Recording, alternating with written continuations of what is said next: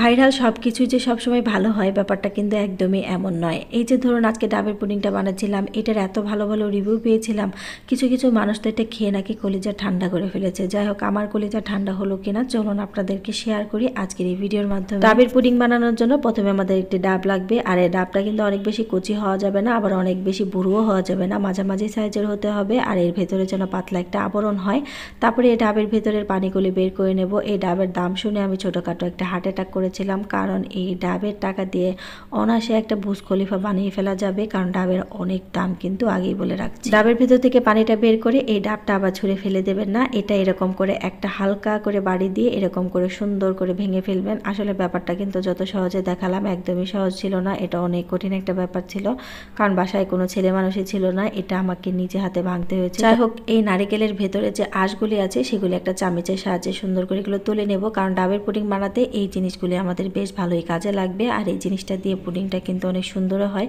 খেতে কেমন হয় সেটা তো পরে শেয়ার করব বললাম। তারপরে এটা কুচি কুচি করে কেটে নেব, যতটা পারেন পাতলা পাতলা করে কাটবেন। আমি এই যে পাতলা পাতলা করে কেটেছি, সব লাগবে না, অর্ধেকের বেশিটা আমি সেখানে খেয়ে ফেলেছি। এখন ডাব থেকে যে পানিটা বের করেছিলাম সেইখানে আমি একটু চিনি মিশিয়ে নিলাম, যেহেতু ডাবের পানি আগে থেকে মিষ্টি ছিল, হালকা একটু চিনি মেশালেই হবে। তারপরে এখানে আগার আগার পাউডার মিশিয়ে নেব।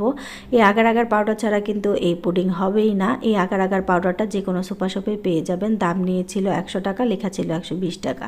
যাই হোক, যার কাছ থেকে যেমন নিই। তারপর এখানে ডাবের পানি যেহেতু আমার 2 কাপ ছিল, তাই এখানে আমি 2 চামচ পরিমাণের আগার আগার পাউডার নিয়ে নিয়েছি, মানে প্রতি কাপের জন্য 1 চামচ আগার আগার পাউডার দিতে হবে। তারপর এটা পানির সাথে ভালো করে মিশিয়ে এখন একটা হাঁড়িতে দিয়ে দিলাম ডাবের পানিগুলি। আর এখানে কিন্তু চুলার আগুনটা মাঝারে আছে, দিয়ে আস্তে আস্তে ভালো করে জাল দিয়ে নেব। এটা যখন ভালো করে একটা বলক চলে আসবে তখন এটা নামিয়ে ফেলবো। এটা কিন্তু গরম থাকা অবস্থাতে একটা বাটিতে ঢেলে নেব, ঠান্ডা হয়ে গেলে কিন্তু এটা জমে যাবে। আর এখানে বাটিতে ঢেলে আমি এখানে দিয়ে দিব যে ডাবগুলি কুচি করে রেখেছিলাম সেইগুলি। আর এখন এটা ঠান্ডা করে ফ্রিজে রেখে দেবো 1 ঘন্টার জন্য।